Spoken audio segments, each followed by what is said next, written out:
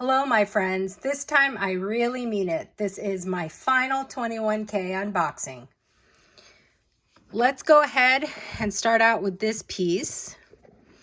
I got it from Shop at Crystals, who is on Instagram. I will link her handle down below, but she had the two pieces that I was still looking for, and I'm really excited that I was able to get them.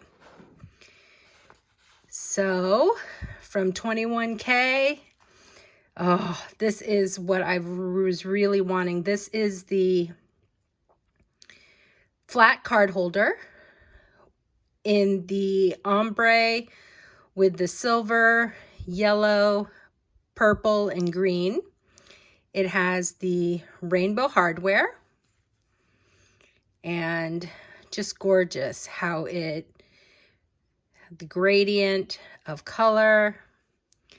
It has the silver leather and fabric interior, and I don't know if you can tell. Let me see if I can find it. This one was made, oh, my thumb's in the way.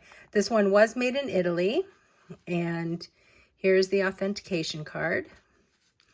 I'm so excited to have this, and I plan to use it this weekend. This final piece, any guesses? If you know what SLGs I've already unboxed for 21K, you probably can guess what was still missing from my collection. Ooh, I've never had a bag like this. All right, so little drawstring to reveal the 21K O case. And again, in that gorgeous ombre with the silvery green into the lilac and lavender with the rainbow hardware. And you can really see how that color changes. Same with the leather pull tab and the silver fabric interior. This one is again made in Italy. Here is the authenticity card. Okay, friends, that's it. I'm finished with 21K.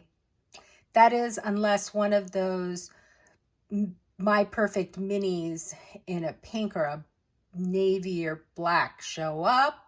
I don't know. Keep watching my channel to find out. I hope you have a great week, and thanks again for watching. Bye.